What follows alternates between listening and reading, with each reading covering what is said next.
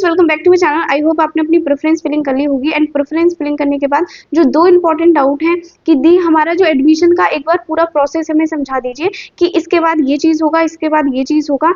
And Delhi university का जो admission process है उसको समझना काफी ज्यादा डिफिकल्ट है। ठीक है, मैं इसको इजी तरीके से आपको समझा दूंगी कि सीट एलोकेशन कैसे होती है, किस बेस पे होती है, अपग्रेड किस बेस पे होता है, एंड फ्रीज होता है तो किस बेस पे होता है, दिल्ली यूनिवर्सिटी आपको क्या बोलता है, एंड विड्रॉ क्या होता है।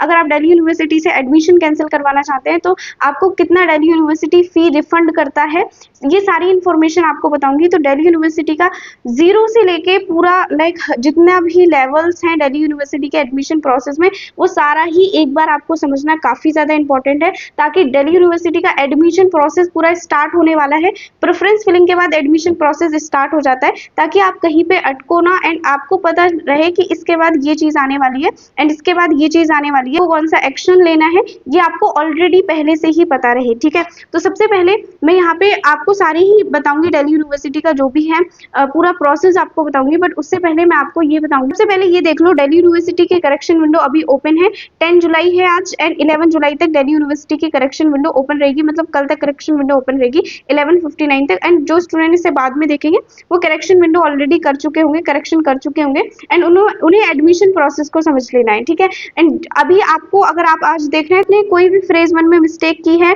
कुछ भी करेक्ट करना है, या कोई डॉक्यूमेंट है जो सबमिट नहीं कर पाया आप, तो करेक्शन विंडो में टाइम पे 11 जुलाई 11:59 टाइमिंग दे रखी है इन्होंने।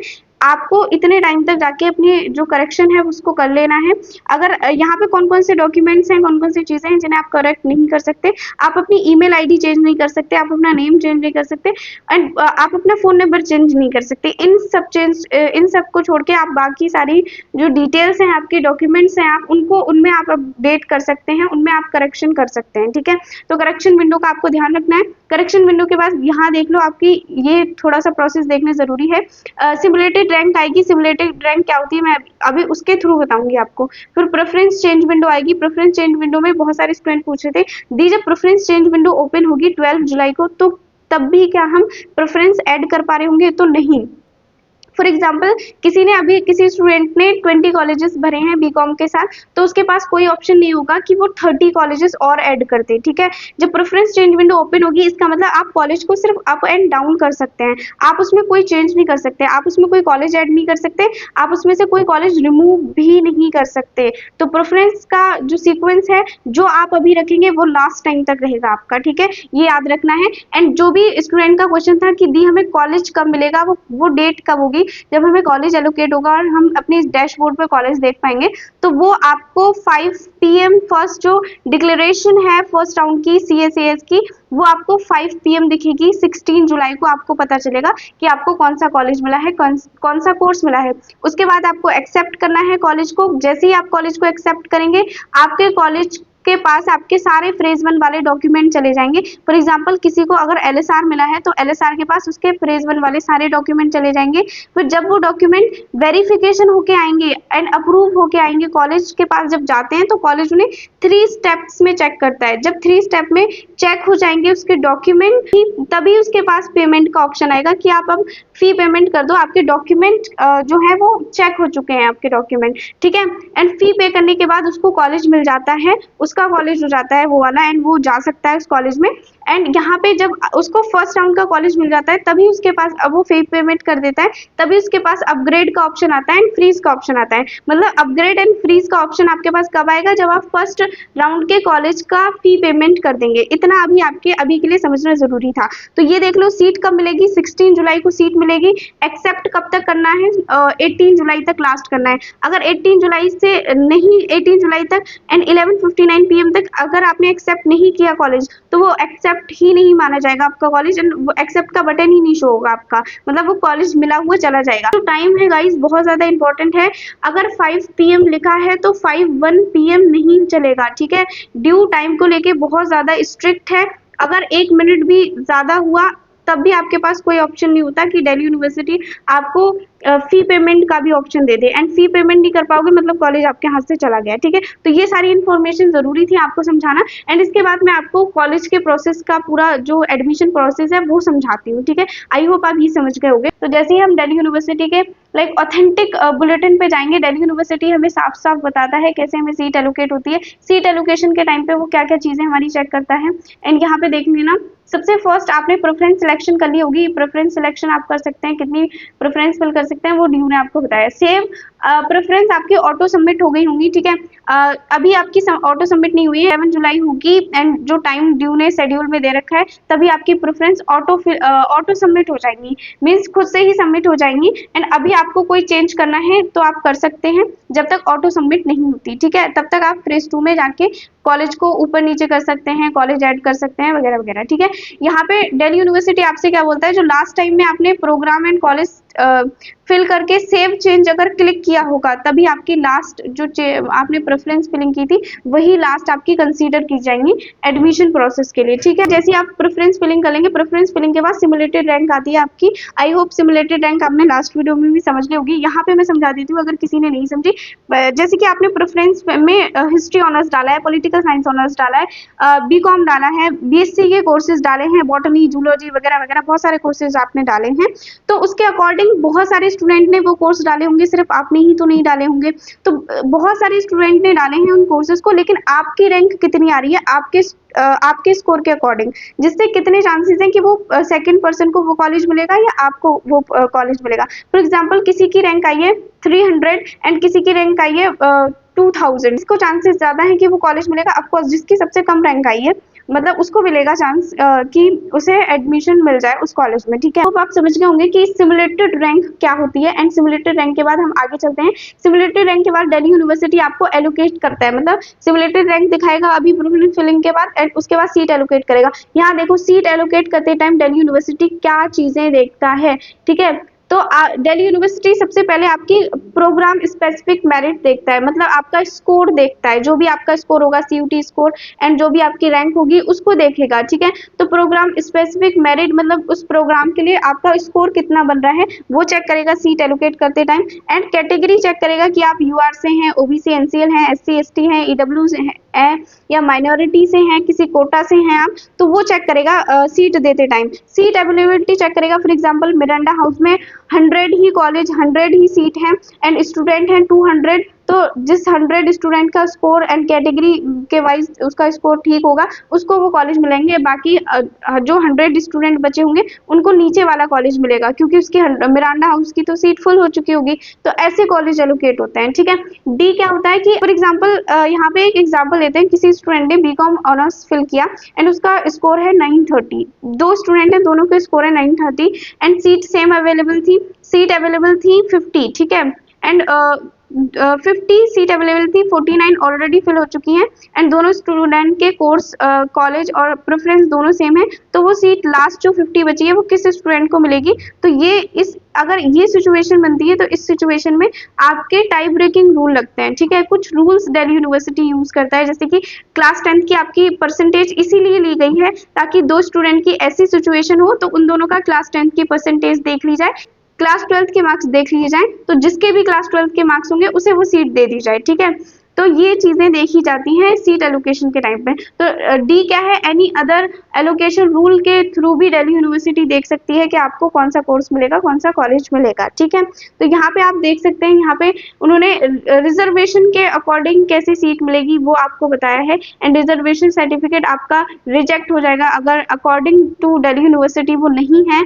एंड बाकी सारी इंफॉर्मेशन यहाँ बताया है, तो इसको आप पढ़ लेना, मैं इसको लिंक इसका दे दूंगी डिस्क्रिप्शन में, पढ़ते रहना। बाकी जो आपके लिए इंपॉर्टेंट चीज है वो मैं जल्दी जल्दी आपको बता देती हूँ। तो जैसे ही आपको सीट एलोकेट होगी, सीट किस बेस पे एलोकेट होगी, इन बेसिस पे सीट एलोकेट होगी। सीट जैसी एलोकेट हो जाएगी आपको एक्सेप्ट करना है, यहाँ पे इन्होंने बोला है टाइमली एक्सेप्ट कर लेना। तो यहाँ पे गाइस सबसे इंपॉर्टेंट देखो, दिल्ली यूनिवर्सिटी खुद आपसे बोल रहा है कि candidate must accept the allocation seat before the last date time, ठीक है। लास्ट डेट और टाइम से पहले अगर आपने सीट एक्सेप्ट नहीं की तो आपके हाथ से कॉलेज चला जाएगा, वो एलोकेशन चली जाएगी। तो यहाँ पे ये समझ लेना कि एक्सेप्ट करना काफी ज्यादा इंपॉर्टेंट, एक्सेप्ट नहीं करोगे तो प्रोसेस आगे ही नहीं बढ़ता आपका, ठीक। एंड एक्सेप्ट के बाद गाइस सबसे इंपॉर्टेंट जो होता है पार्ट ये वाला होता है, यहाँ पे जैसे ही आप एक्सेप्ट कर लेंगे जो कॉलेज होगा उसके पास आपके डॉक्यूमेंट्स चले जाएंगे एंड कॉलेज जो है वो ये सारे डॉक्यूमेंट्स आपके चेक करेगा, मतलब एलिजिबिलिटी क्राइटेरिया देखेगा आपका, प्रोग्राम स्पेसिफिक एलिजिबिलिटी देखेगा, सब्जेक्ट मैपिंग देखेगा, आपके सारे डॉक्यूमेंट्स एंड सर्टिफिकेट चेक करेगा Delhi university.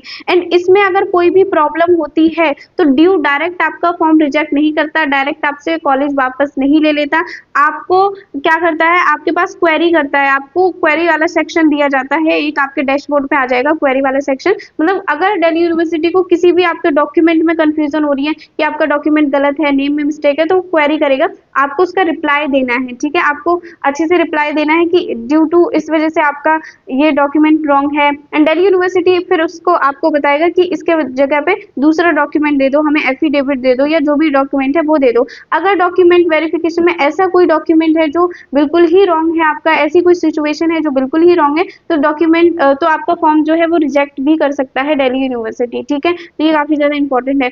In case approval, अगर आपके डॉक्यूमेंट अप्रूवल हो गए तो आपके पास फी पेमेंट का ऑप्शन आएगा, आप फी पेमेंट कर देंगे। अगर दिल्ली यूनिवर्सिटी आपके कॉलेज को रिजेक्ट करती है, आपको आपके फॉर्म को रिजेक्ट करती है, तो इन बेसिस पे करेगी, फुलफिलमेंट नहीं कर पाए होंगे एलिजिबिलिटी क्राइटेरिया को, प्रोग्राम स्पेसिफिक एलिजिबिलिटी को, या सब्जेक्ट मैपिंग आपने गलत किया होगा, या आपका जो ओबीसी एनसीएल है, SC ST EWS category certificate है वो रॉन्ग हुआ होगा, तभी ड्यू ने आपको कहीं ना कहीं लाइक आपका फॉर्म रिजेक्ट किया होगा। तो ये काफी ज्यादा इंपॉर्टेंट है गाइस। यहाँ पे 6 सबसे इंपॉर्टेंट है, failure to respond the query. अगर जो दिल्ली यूनिवर्सिटी के कॉलेज की तरफ से क्वेरी रेज हुई है, अगर आप उसका टाइम पे रिप्लाई नहीं कर पाएगा, कॉलेज रिजेक्ट हो जाएगा, ये काफी इंपॉर्टेंट है, ठीक है। आपको रिस्पॉन्ड करना है क्वेरी का, कैसे आप रिस्पॉन्ड करेंगे यहाँ पे बता दिया है। फिर आपको मैं जल्दी जल्दी बता दे रही हूँ यहाँ पे,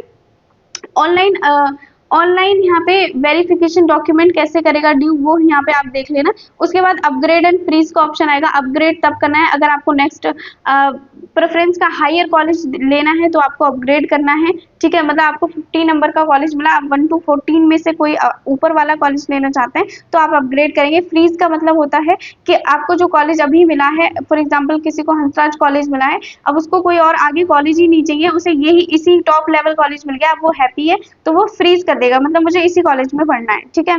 तो अपग्रेड एंड फ्रीज आप समझ गए होंगे क्या होता है।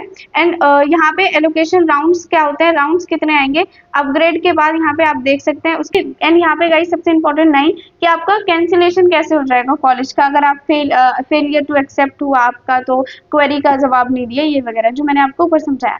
विड्रॉ कैसे करना है, विड्रॉ का क्या मतलब होता है, विड्रॉ का मतलब होता है गाइस आपको ऐसा लग रहा है एडमिशन प्रोसेस में आपने कहीं और भी फॉर्म फिल कर रखा है, किसी और कॉलेज का भी, किसी और में भी इनरोल है आप, अगर आपको ऐसा लग रहा है कि मुझे कॉलेज नहीं चाहिए, ठीक है, अब मुझे वापस जाना है इस पूरे ड्यू के प्रोसेस से, बट मुझे मेरे पैसे वापस चाहिए जो कॉलेज मुझे मिल गया है, मुझे नहीं लेना, तो विड्रॉ का आप बटन दबाएंगे, विड्रॉ पे क्लिक करेंगे, मतलब मैं इस दिल्ली यूनिवर्सिटी के प्रोसेस से बाहर जा रहा हूँ या जा रही हूँ, एंड दिल्ली यूनिवर्सिटी आपको आपके पैसे वापस कर देगा विड्रॉ के थ्रू। एंड यहाँ पे आपको लेकिन 1000 रुपये वो नहीं देगा, ये नॉन रिफंडेबल होता है, ठीक है।